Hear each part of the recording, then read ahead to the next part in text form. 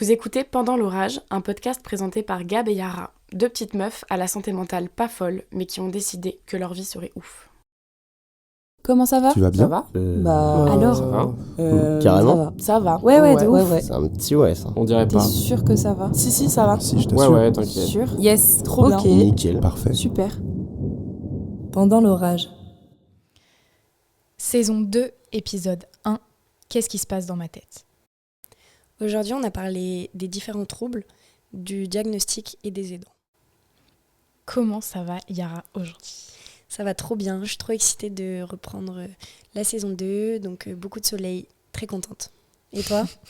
Moi, ma météo du jour, c'est pareil, c'est très ensoleillé, donc très chouette. Cool.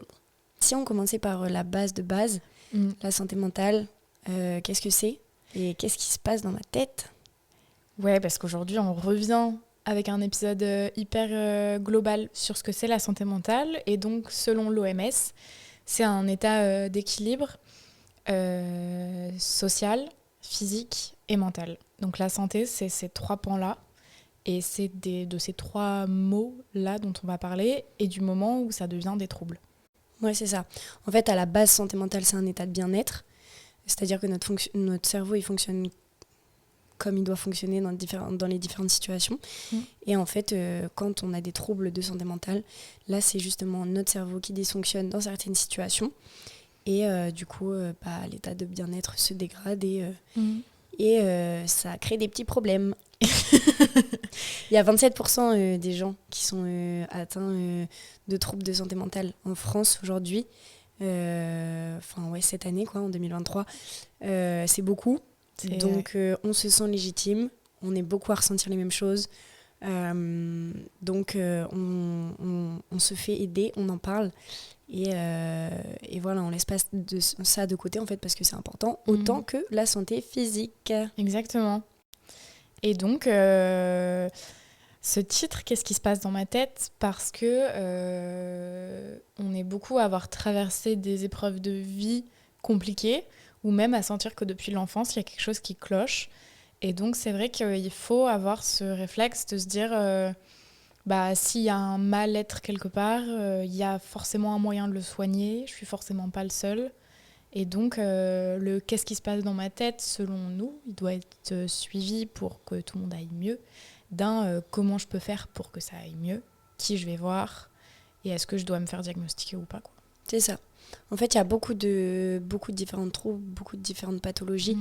Ça peut aller du trouble anxieux, qui est le premier trouble d'ailleurs qu'ont les gens dans le monde.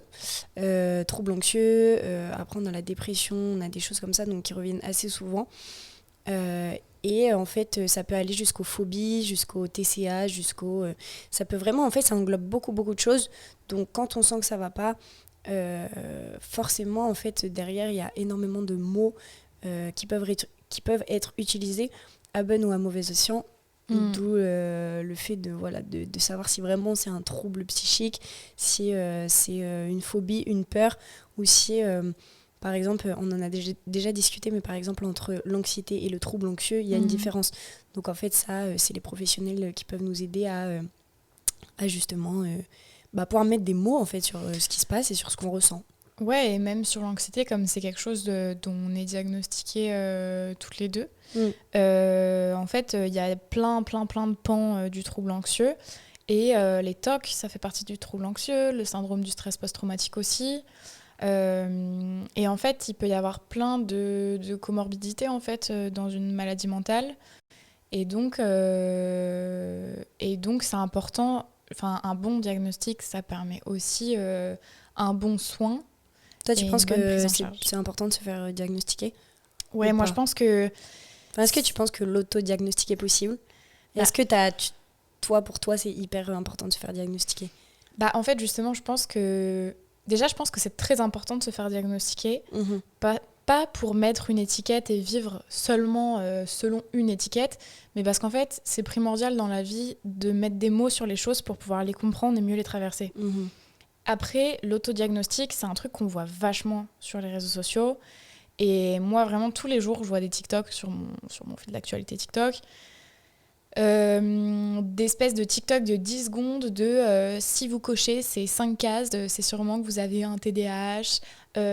Si vous vous reconnaissez dans ce type de réaction, c'est que vous êtes anxieux. Et en fait, c'est à demi-teinte parce que d'un côté, je trouve ça très dangereux. Parce qu'en fait, encore une fois, si on pense être sujet à un trouble ou à une maladie et qu'on se met ça dans la tête et qu'on en est certain et qu'on se trompe, parce qu'en fait, même si on est ceux qui nous connaissons le mieux, on n'est pas médecin et on n'a pas fait les études nécessaires pour se diagnostiquer nous-mêmes. Et du coup, l'autodiagnostic, ça peut être dangereux parce qu'après, on peut être mal soigné et on peut surtout perdre vachement de temps à pas être dans le bon chemin pour aller mieux. Après, je trouve ça important et intéressant qu'il y ait toutes ces ressources aussi sur Internet, qu'elles soient scientifiques ou non. Je dis pas qu'il faut que des ressources scientifiques, je trouve ça aussi très bien, les témoignages et les TikTok comme ça, mais c'est peut-être bien qu'ils arrivent dans un second plan où d'abord, si on a une intuition, on la suit, on s'écoute, parce qu'évidemment qu'on se connaît. Si on sent quelque chose qui cloche, qui va pas, on va voir un médecin. Et après, c'est lui qui va diagnostiquer. Et après, on peut suivre les personnes sur TikTok, évidemment, qui parlent de santé mentale. Et ça peut aider, mais ça peut être dangereux de s'autodiagnostiquer, je trouve. Je sais pas ce que t'en penses. Ouais, c'est clair. Ça peut être hyper dangereux. Je pense que t'as bien résumé la situation. Merci. C'est hyper important de se faire diagnostiquer par des professionnels, surtout pour pouvoir avoir les soins adaptés. Par exemple, si on a besoin d'une aide médicamenteuse, Ouais. on ne décide pas tout seul ce qu'on prend. D'ailleurs, même eux peuvent se tromper. Oui, non, mais bien sûr. Donc en fait, c'est sûrement pas nous qui allons décider. Oui, j'en suis le témoignage parfait. C'est sûrement pas nous qui allons décider ce qu'on doit prendre. Ça, encore une fois, c'est très dangereux. Cependant, on peut, comme tu dis, suivre son intuition. Oui. Et aller vers ce que l'on pense être source du problème. Mais qu'est-ce que je voulais dire que y a pas mal de facteurs aussi qui sont pris en compte en fait pour pouvoir voir notre état de santé mentale et si on a des troubles de santé mentale. Il y a beaucoup de facteurs et tu m'as parlé d'un truc hyper intéressant dernièrement, vu qu'on parle que de ça tout le temps.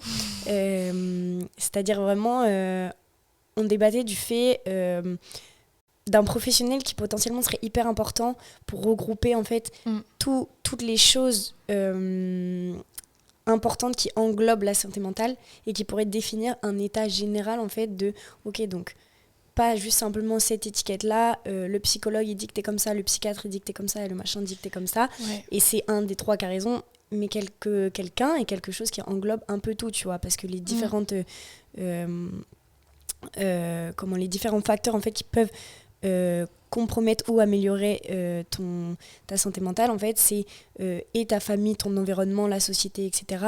Et par exemple, les événements qui arrivent, donc les traumatismes, la violence, les inégalités, les handicaps, etc.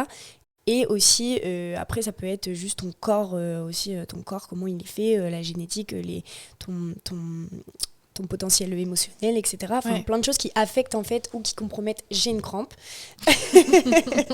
Voilà, ça c'est dit, j'ai pas bu d'eau aujourd'hui, que du coca les filles. Mais du coup voilà, je trouvais ça trop intéressant et ton idée de regrouper tout ça. Ce n'était pas mon idée, mais dans l'idée je suis d'accord avec ça. Non. C'est un bouquin d'un psychiatre américain que je suis en train de lire.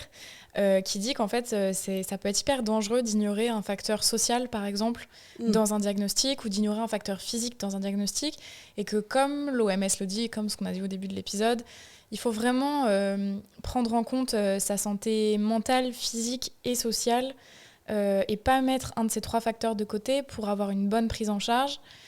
Et c'est pour ça que c'est compliqué. Et ça paraît, même pour nous qui sommes diagnostiqués, ça paraît dur d'avoir une prise en charge globale, parce qu'en fait, il y a peu d'endroits où on peut faire un check-up, ou sinon on les connaît peut-être juste pas, mais où on peut faire un check-up physique complet, où on peut aussi voir une assistante sociale, où on peut aussi voir un psychologue, un psychiatre et tout. Les CMP une coach sont... de vie, un truc qui englobe vraiment... l'entièreté de ta vie, quoi. Les CMP sont faits pour ça, mais si tu veux, je trouve que c'est pas simultané comme approche. Ouais, je suis Moi, la d'accord. seule fois que j'ai connu cette approche, c'était en clinique psychiatrique, où en fait, t'arrives pour un problème de santé mentale, mais jamais de la vie, tu vois que des psychologues. C'est-à-dire que moi, On te j'ai met pas vu- une étiquette et on te... Non. Bah, dans le sens où, en fait, ou sinon, on te met une étiquette, mais cette étiquette-là, elle inclut qu'on explore tout ton état Voilà, de c'est santé. ça, ouais. Et donc, j'ai vu une assistante sociale pour voir si j'avais des problèmes à ce niveau-là. J'ai vu un nutritionniste, alors que j'avais pas forcément de TCA.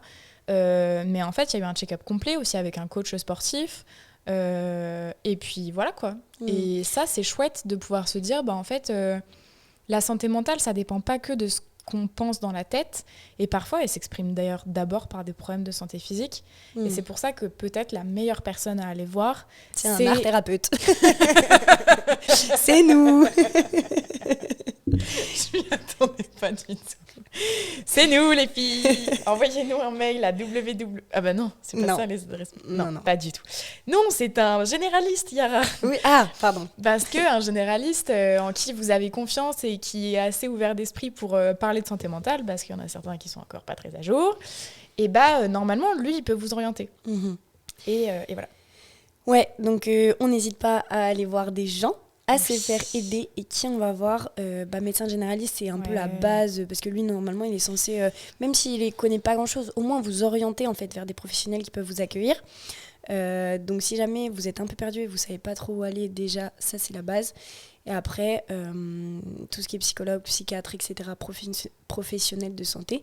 Mais aussi, il y a d'autres ressources.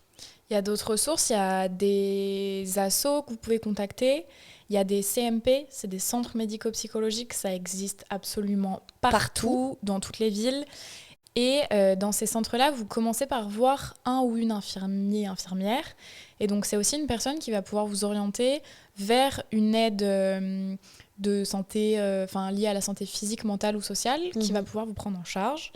Mais il y a aussi des ressources gratuites, le CMP c'est gratuit, mais il y a aussi des ressources accessibles depuis chez soi.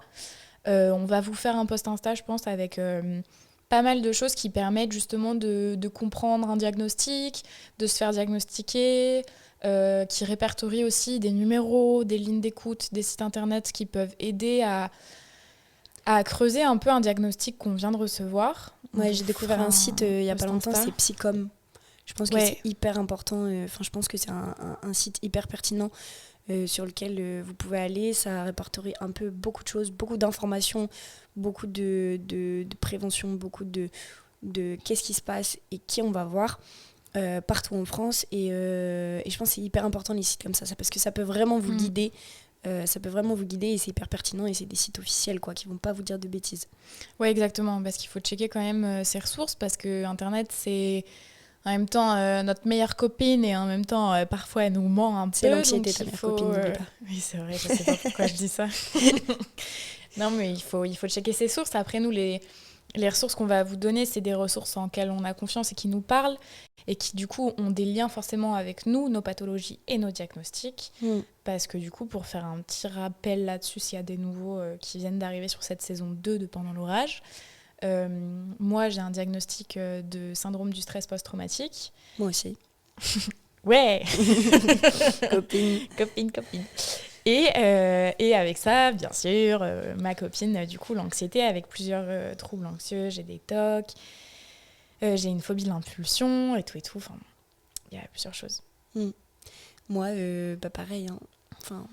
Voilà, ce que tu disais au début. Plus le syndrome du stress post-traumatique. Plus trouble dépressif. Ouais. Ça, c'est ma meilleure pote comme toi et l'anxiété. Exactement. Donc, du coup, ça, c'est des sites qui peuvent nous aider. Beaucoup de posts, de comptes Instagram aussi, de bouquins, de podcasts. On va vous répertorier tout ça. Carrément des films aussi. Des films aussi. Donc voilà, que ce soit format audio, vidéo, voilà, le format que vous préférez.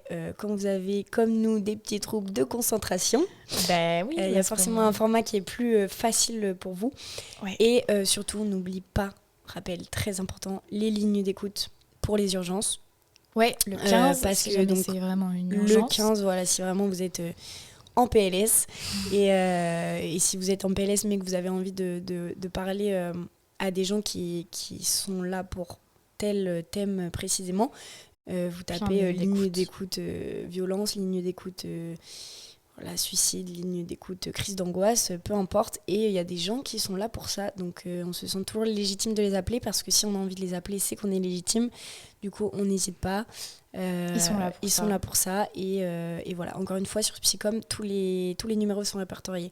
Donc c'est hyper intéressant. Voilà, si jamais vous ne savez pas trop qui contacter, il y a beaucoup de gens, on se sent souvent seul. Donc, mais on ne l'est pas forcément, au moins qu'on ne le pense, je pense. Même si c'est dur de se le dire. Mais on n'est pas seul et il y a des gens qui nous aident. Oui, voilà. Et surtout, on est beaucoup dans le même cas. Et c'est aussi à ça que peut permettre un diagnostic, c'est d'avoir une étiquette, certes, mais une étiquette rassurante qui se dit, bon, bah, maintenant, je peux peut-être aller... je sais que maintenant, il y a même des comptes Instagram qui ont des forums où on peut parler. Ça s'appelle des forums, non ? Non, n'importe quoi. Oh là là. Des groupes de discussion, quoi. Ouais, mais il y a des groupes de discussion sur Facebook, il y a des groupes de parole dans la vraie vie. Enfin, voilà. En tout cas, vous n'êtes pas tout seul. Non. Et on vous retrouve dans l'épisode 2, oui. Pas la semaine prochaine. Dans 2 semaines. Dans 2 semaines. Carrément. Parce qu'on se repose entre deux quand même. Et on va voir nos propres médecins. Voilà. Exactement, prends soin de nous. On prend soin de nous, on va se faire aider. Et voilà, n'hésitez pas en tout cas à nous faire des petits retours si jamais ou des petites questions. Oui. On peut vous donner toutes les infos déjà, on va essayer de faire des posts Insta. Vous pouvez nous écrire sur Instagram, notre compte Instagram c'est @pendant_orage_podcast. Bah bisous. Bisous. Ciao.